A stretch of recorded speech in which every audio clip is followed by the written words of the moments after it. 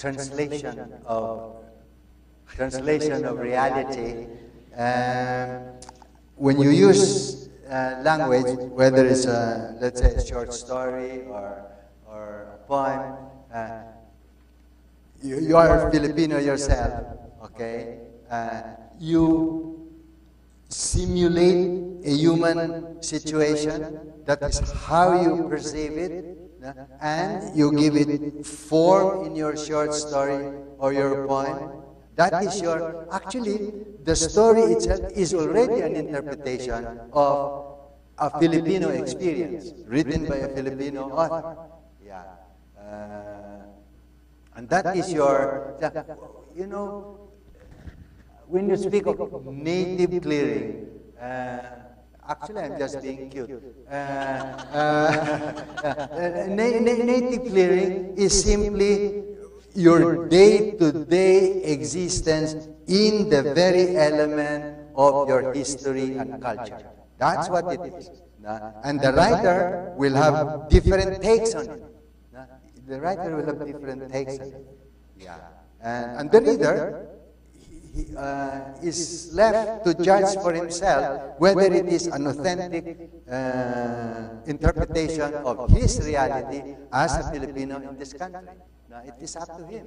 Yeah. But he must read well. He must read well.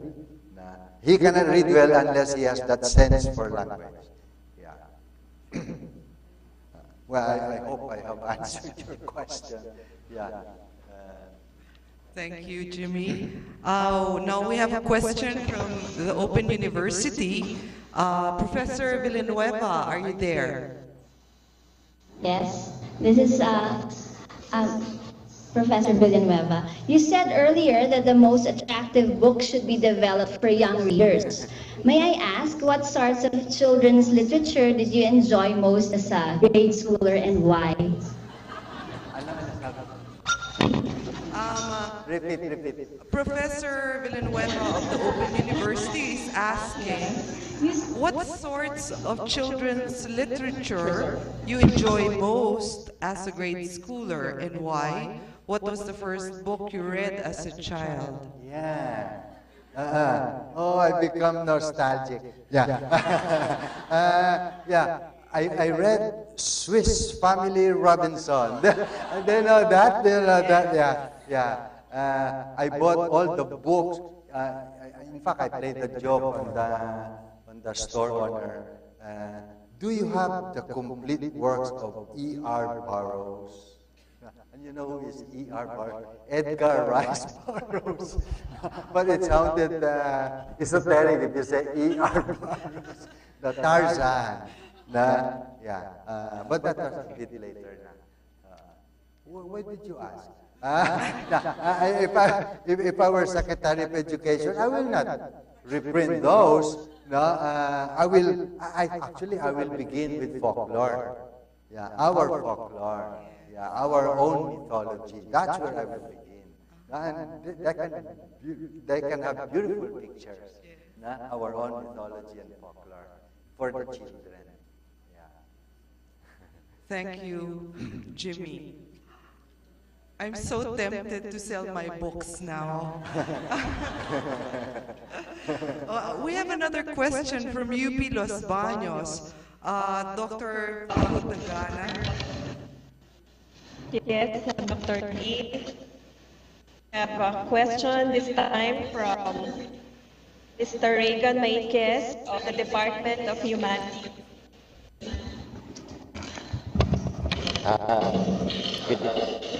Good afternoon, sir. So, my question is, how can we create a sense of nation from our sense of language if we are having trouble with our languages? I mean, for example, the debate between English and Filipino, or our problem with our own national language. Thank you. I think we should not worry about an issue like that. I think we should just demand from our writers that they write well, and let history take its course.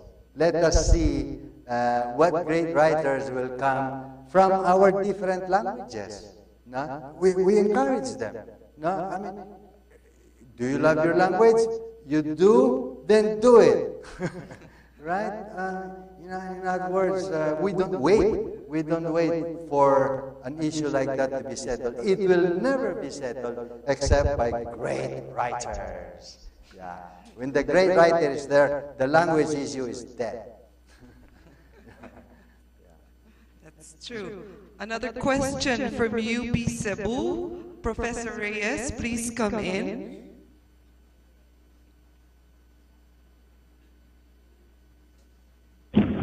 Hi, it's me again.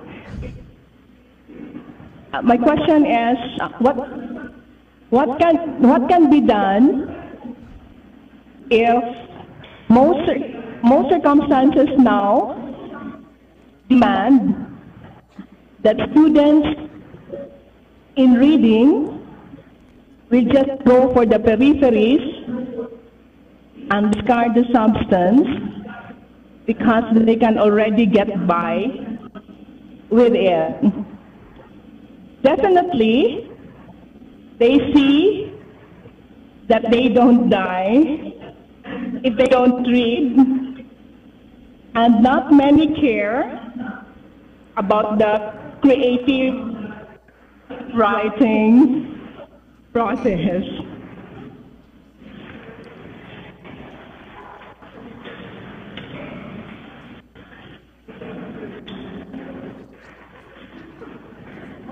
Okay, I will try to interpret. I will try to repeat. Professor Tew from the Humanities Division of UP Cebu. What can teachers do if most circumstances now demand the students in reading will just go for the peripheries and discard the substance because they can already manage it or get by without reading? This will not remedy the blank minds and the lack in content. I guess. So what can we do as teachers? She's asking. That's up to you.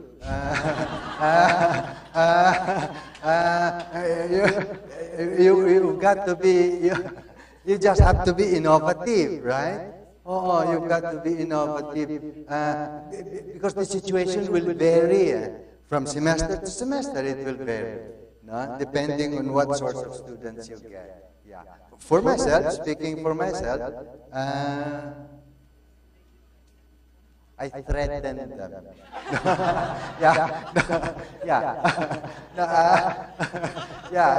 I tell them, I don't flunk anyone in this class, but when I submit my grades, some of you will disappear. You will have no grade. Yeah. Thank you. We have another question from UP Baguio. UP Baguio, Professor Subido. Are you there? The question comes from John Silverio Figueroa Saligbon of the College of Science. And he says, ang sinasabi ng gobyerno, ang ekonomiya ng Pilipinas ay maihahalin tulad sa isang tiger economy. Ang tanong ay kung paano ang magiging tungkulin ng reading ukol dito. Perhaps what he means is, what is the role of reading literature in economic progress and development in general? Thank you. Yeah. Well, the easy answer to that is, it's the reading that cultivates the intelligence. No? Because it broadens your horizon. Reading, as Birkers was saying, when you are reading, there is a kind of forging and balancing of mental perspectives. Fantastic. If you don't read, you will have Alzheimer. Yeah, it will atrophy. That brain will atrophy. Yeah. You need nourishment. Yeah. Thank you, Jimmy. We will have another question from UP Mindanao. Good afternoon, sir. My name is Yas Ocampo from UP Mindanao Creative Writing. Sir, I'm glad to say that we're better off than those Harvard students that you mentioned earlier because it's not an absence of context or content that we belong to. It's not even a plague of blank minds. It's actually but it's a confusion of several interwoven ones. For example, sir, it's 2008 and the decade that we grew up in does not even have a name. What do we call it? OOs and whatever. My point is, sir, is this a good thing, and how do we manage writing in this reality that we exist in, sir? What's a good thing?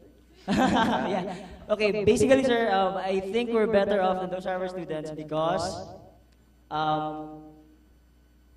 we don't, although we don't have a label to encompass everyone in, we do have several multiple realities that we belong to. For example, I can say that my generation belongs to the text generation, to the Friendster generation. How do we, what's your advice to our generation, sir? Yeah. Read. I mean, well, what else?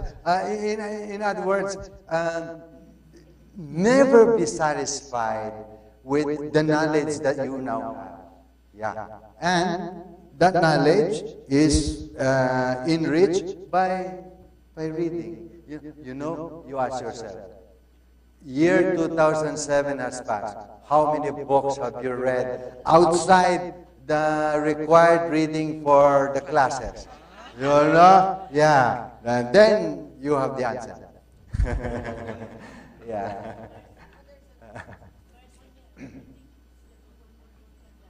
Yes, yes. Yes, please. Dr. Hidalgo? I don't really have a question. I just want to clarify what I think was his question. I think he was saying that they are in fact a generation that is beset by information overload. That they have so many sources of information, not just books, but he mentioned Friendster and everything else. And really that's not their problem. What you seem to think was their problem. Now, he was asking you, I think, whether you thought this was in itself an advantage or a problem. This information overload. Did I get that right? Okay. Is that it? Thank you very much, Dr. Hidalgo. Well, Yes. there's one answer, kaibigan. Get any book. Read one page of it. And then ask yourself, did I understand what I read? Yeah. If you did, if you understood it, then you're okay. Yeah, then you're okay. Yeah. Because my experience with students is, you give me a précis. They don't even know what a précis is. Yeah. So and then when they understand it, what they have not understood the heart of that essay. So you test yourself. You test yourself. If you've not been harmed by all this electronic media,